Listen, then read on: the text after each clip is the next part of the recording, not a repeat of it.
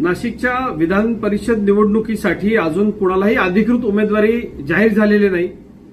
काही जणांनी उमेदवारी अर्ज भरण्याकरता तयारी सुरू केलेली असली तरी हा त्यांचा संविधानिक अधिकार आहे. मात्र भारतीय जनता पक्षाचे प्राथमिक सदस्य असलेल्या काही मंडळींना फॉर्म भरावासा वाटला तर तो त्यांनी निश्चित भरला पाहिजे. पण महायुतीचा किंवा भारतीय जनता पक्षाचा अधिकृत उमेदवार अशा मंडळींना समजण्यात येऊ नये.